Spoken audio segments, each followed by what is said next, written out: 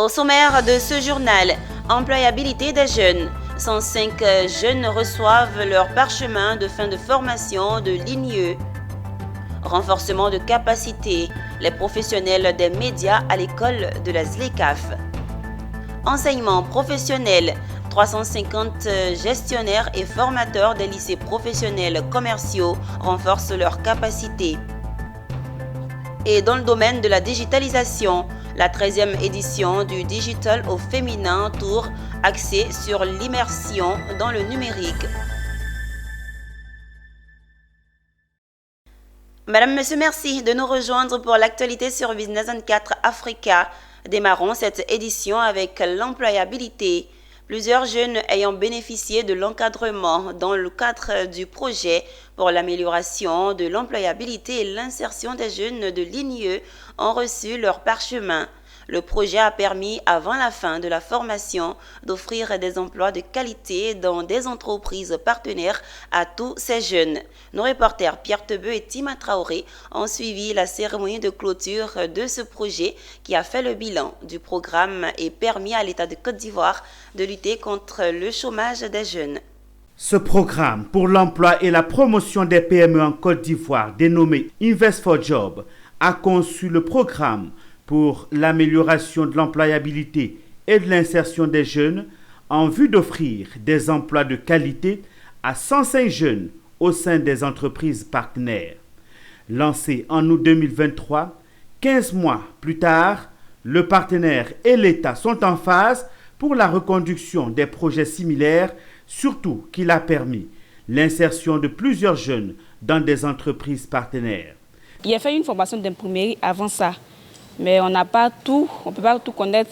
Après ça, pour la formation, on nous a appris comment se comporter en entreprise, respecter les heures, tout ce qui va avec. Après la formation, je peux dire j'ai eu encore plus d'opportunités, mon salaire a augmenté. Les résultats sont satisfaisants.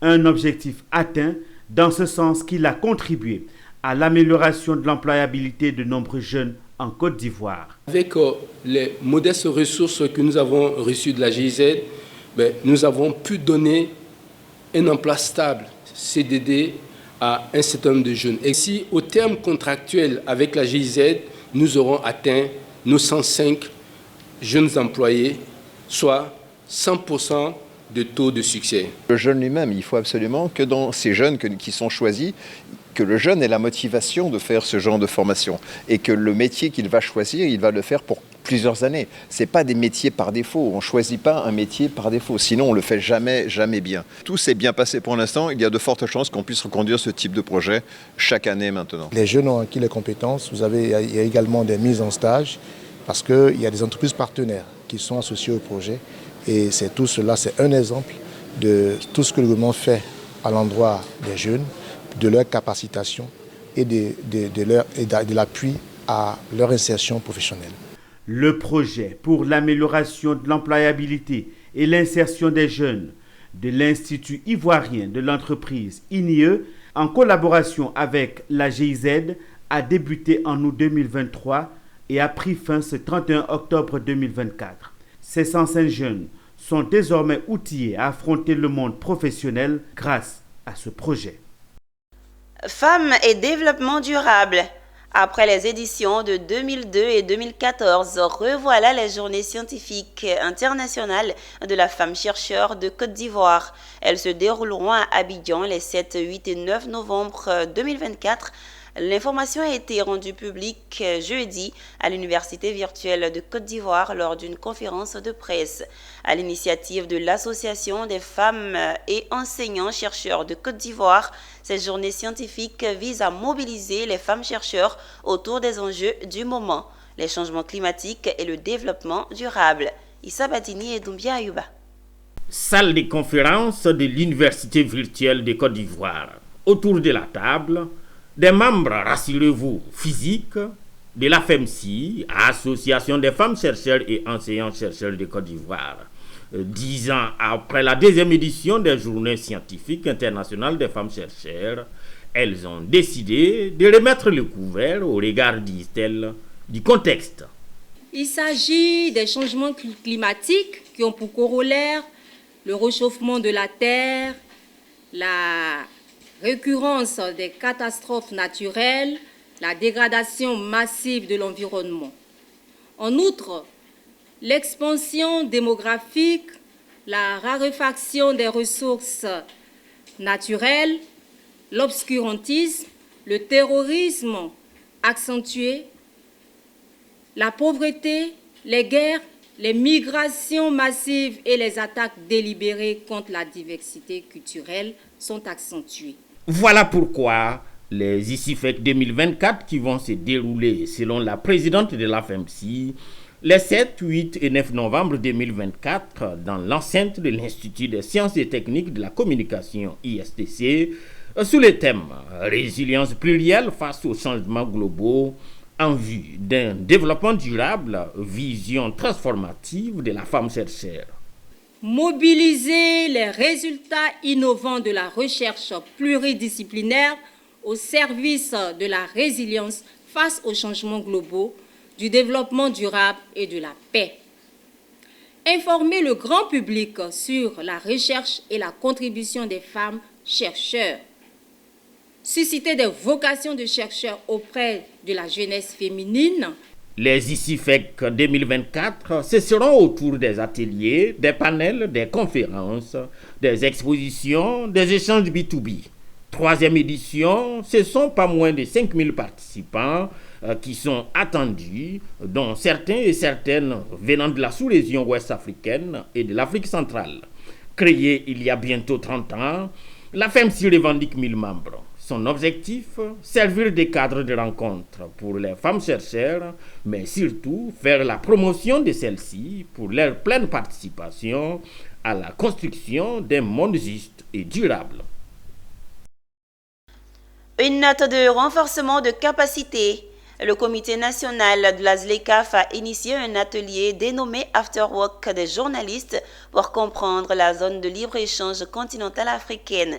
Un atelier qui avait pour but d'outiller les journalistes dans le but de cerner les enjeux et les opportunités économiques et financières de la ZLECAf. C'était en présence de nos reporters Philippe Zabo et Enoch Yao. Le comité national de la ZLECAf rassemble toutes les pièces manquantes à la connaissance et au bon fonctionnement de cette zone de libre-échange. La dernière en date est la coopération des journalistes. Un after-work a été organisé en leur faveur pour les instruire car le rôle de la presse est important à rappeler les autorités présentes à cet échange. Chers amis de la presse, mesdames et messieurs, votre rôle est essentiel car les médias sont au cœur de la diffusion de l'information. À travers vos reportages, vos articles et vos émissions, vous avez la capacité d'informer, d'éduquer et de sensibiliser la population, les entreprises et les décideurs économiques. Vous jouez un rôle clé dans la vulgarisation des enjeux et des bénéfices liés à la ZLECAf, facilitant ainsi l'appropriation de cet accord par le grand public. Sans cette appropriation, les entrepreneurs et les acteurs économiques ne pourront pas pleinement tirer parti de ces avantages.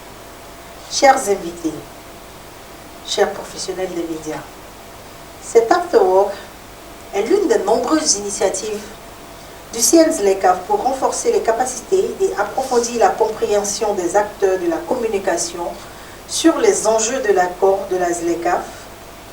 Après 2 premières rencontres dédiées aux blogueurs ivoiriens, il était essentiel pour nous d'échanger aujourd'hui avec vous. Les nombreux médias présents à cet afterwork, avec à leur tête les dirigeants de certaines fêtières, ont trouvé cette cérémonie de renforcement des capacités opportune.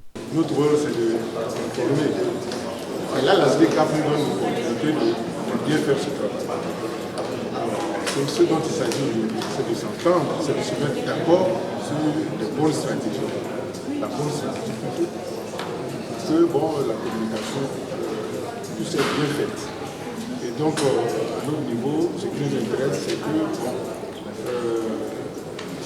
le comité national nous apporte des informations qu'il faut et à nous de les relayer.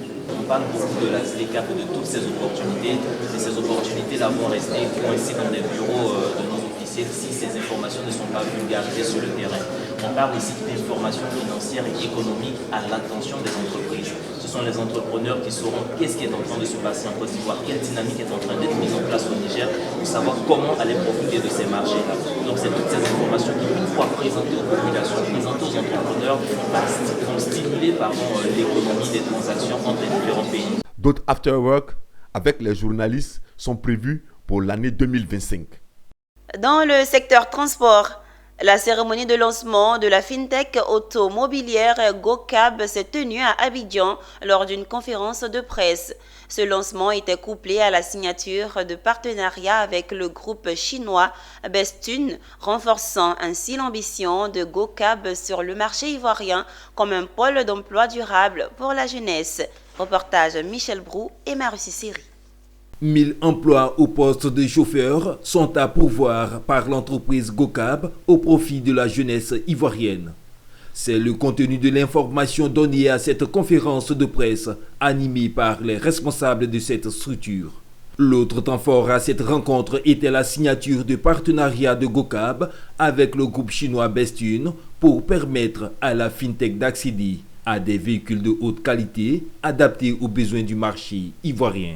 L'entreprise veut gagner sa part du marché avec des solutions innovantes telles que la formation et l'accompagnement des jeunes. Cette vision est partagée par les autorités, les acteurs clés du secteur et partenaires.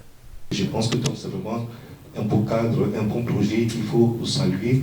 Aujourd'hui, dans le transport, c'est bon. Il y a également sur le volet, je vais dire, innovation qui vient, tout et tout. Nous avons donc des jeunes africains, mais également aussi ivoiriens. Donc, c'est les choses que nous voulons vraiment accompagner.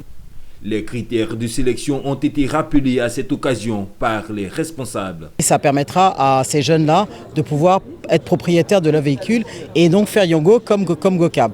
Donc c'est vraiment un business model qui vraiment permet de créer de l'emploi durable. C'est pour ça que l'État et le CPC a été tout à fait honorés de pouvoir leur donner les investissements et les avantages du code des investissements. Le chauffeur ne paye pas de caution, le chauffeur se voit remettre la voiture. Évidemment, ça demande pour nous un travail de sélection, parce qu'il faut s'assurer de la crédibilité, il faut s'assurer de la bonne moralité du chauffeur, parce que finalement, l'obstacle financier pour les chauffeurs pour acquérir leurs actifs a toujours été cette caution à payer. Et donc on s'est pris comme objectif de briser cette barrière et de faire confiance à des personnes qui vont nous le rendre finalement en restant avec nous sur une durée longue, qui est les 3 ans de contrat. Fondée en 2023, l'entreprise GoCab évolue dans le secteur des offres et services du domaine des transports. Cette société est présente au Sénégal, Maroc, Égypte, Cameroun et Nigeria.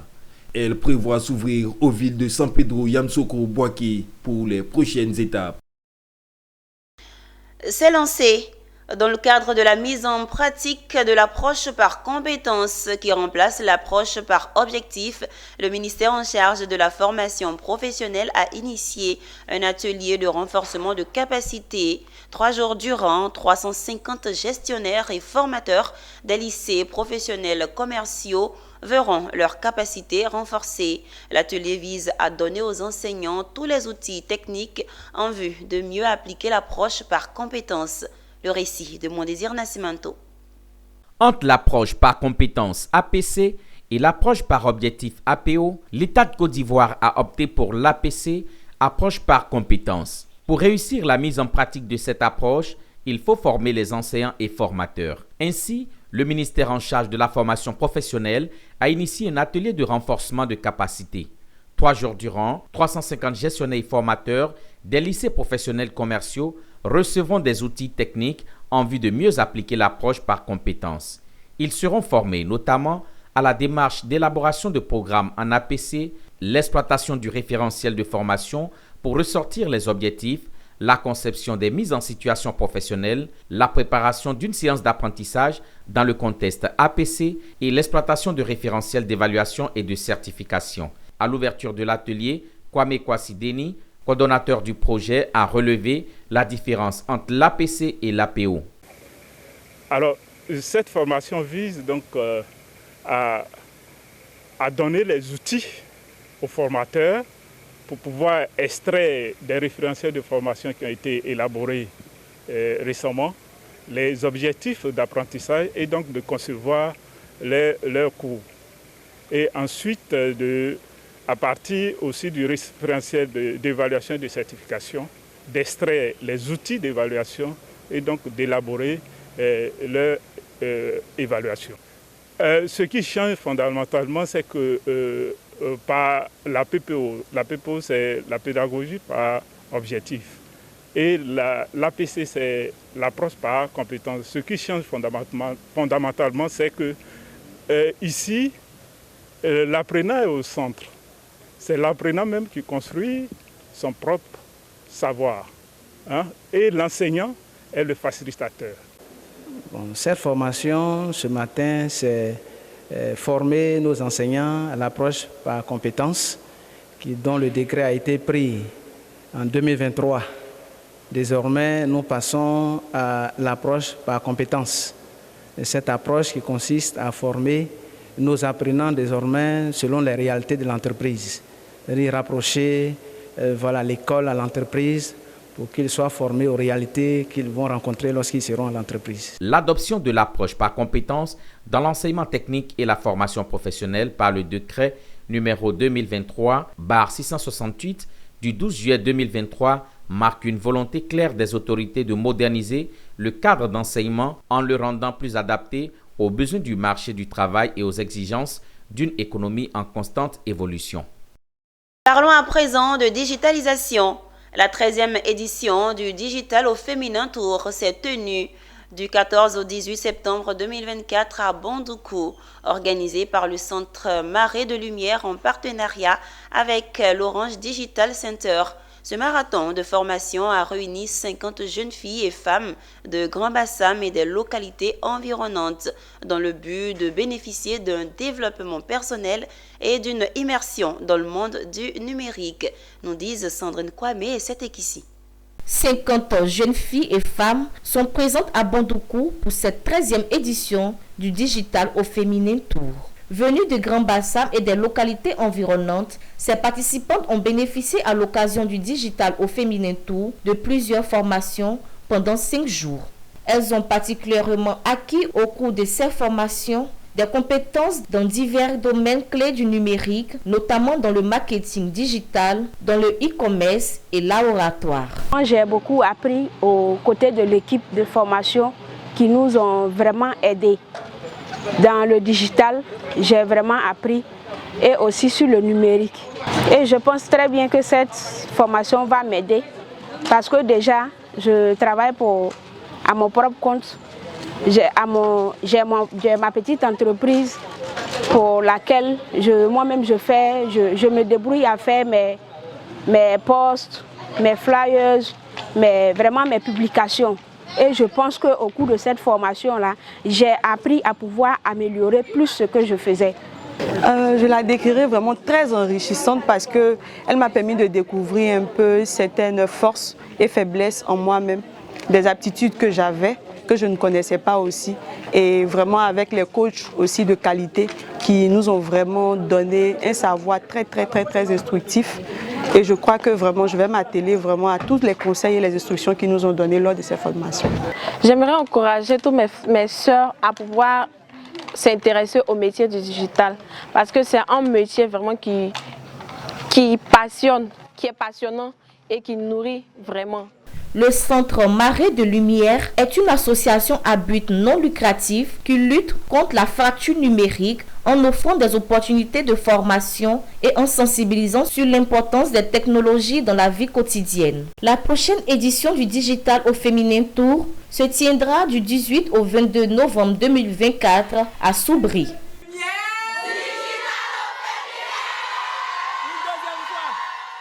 Direction Yamoussoukro, capitale politique de Côte d'Ivoire.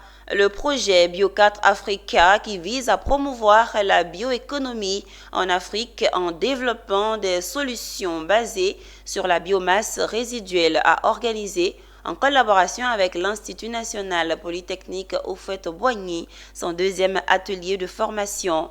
L'événement s'est tenu à l'INPHB de Yamoussoukro, réunissant plusieurs parties prenantes pour renforcer leurs capacités et leur engagement dans ce projet innovant. Charles Kouakou et Pierre Tebe.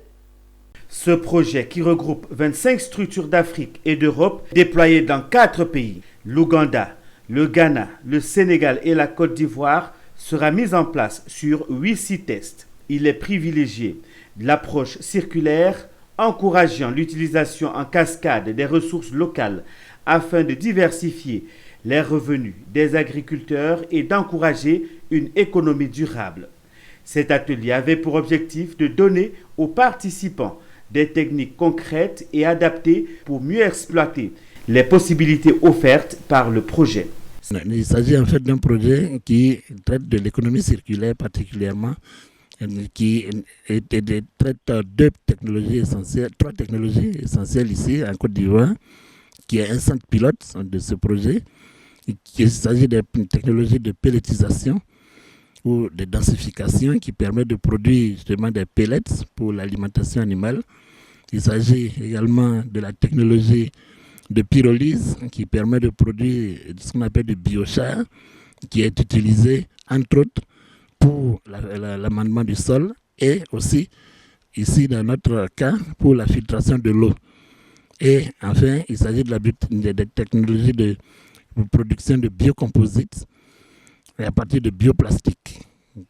Ce projet met à la disposition des agriculteurs des technologies biosourcées qui permettent une production durable et diversifiée de produits à forte valeur ajoutée. Plus de 300 agriculteurs et groupements d'agriculteurs pourront tester ces solutions dans des conditions réelles, améliorant ainsi la résilience et l'efficacité de leur exploitation agricole. À Bandoukou, la formation des élites de la Côte d'Ivoire de demain passera absolument par le respect des symboles de l'État, des autorités et des institutions qu'il incarne. Dans le cadre de sa politique régionale de l'hommage à l'emblème national dans les établissements secondaires et universitaires, la préfecture de Bandoukou s'est rendue au collège moderne de Yezimala, localité située à quelques kilomètres de la ville, pour la traditionnelle cérémonie de salut aux couleurs. Suivons le compte-rendu de Anissé Kouadio, notre correspondant régional dans le Gontogo. Lycée moderne de Yezimala, à 35 km de Bandoukou. Ce lundi 28 octobre 2024, l'ensemble des autorités et des populations se sont retrouvés à l'occasion de la traditionnelle cérémonie d'hommage à l'emblème national. En le faisant, les autorités veulent changer la donne, car les examens à grand tirage n'ont pas été fameux dans l'ensemble. Au BPC, nous avons fait 58,43% d'admis, deuxième sur le plan régional. Et au bac, malheureusement, 12,60. Et c'est ce que j'ai appelé un naufrage collectif. Et j'ose croire que pour cette année 2024-2025, nous allons remonter la pente. Les populations, les élèves, aux côtés des autorités préfectorales et des directeurs et chefs de service, ont repris en chœur avec respect et amour l'hymne national de la Côte d'Ivoire. Dans le souci de stimuler les élèves à la recherche perpétuelle de la qualité scolaire, les meilleurs élèves de l'année scolaire écoulée, du premier et second cycle, ont été présentés et félicités au drapeau. Je suis très heureux qu'on m'ait présenté au drapeau en ce jour. Ça m'encourage encore davantage à étudier. Je vais faire mon effort, le nécessaire pour être toujours parmi les meilleurs. Un drapeau aux couleurs nationales a été offert aux responsables de l'établissement avec pour message clair d'inviter les élèves et l'ensemble des populations au respect des valeurs de la République. Cette tribune a été saisie par Kouadio Bambou André, préfet de la région du Gontogo, à exhorter les élèves à se détourner des mots qui minent l'école ivoirienne, entre autres les grossesses précoces, les congés anticipés et l'incivisme. On est tous là comme pour dire non à la drogue à l'école, non à la grossesse précoce en milieu scolaire, non à l'incivisme et oui à tout ce qui peut aider l'enfant, l'élève à apprendre afin que demain on puisse réaliser le développement comme le veut le chef de l'État. En organisant cette cérémonie d'hommage à l'emblème national au lycée moderne de Yezimala, le préfet de région et l'ensemble du corps préfectoral veulent inculquer aux élèves les valeurs du civisme et du travail pour une école de qualité comme le souhaite le gouvernement ivoirien. Terminons ce journal en bref. Le groupe agroalimentaire Flour Mills of Nigeria a déclaré un chiffre d'affaires de 1687 milliards de naira, soit 2,8 milliards de dollars au terme du premier semestre de son exercice fiscal de 2025 qui s'est achevé le 30 septembre dernier. La somme annoncée affiche une croissance de 76% par rapport aux 964 milliards de naira de recettes engrangées au cours de la même période un an plus tôt. Cela s'explique par une amélioration des performances de l'entreprise sur tous ses segments d'activité. C'est la fin de ce journal. Merci de nous avoir suivis. Bonne suite de programmes sur Business 24 Africa, la télé utile.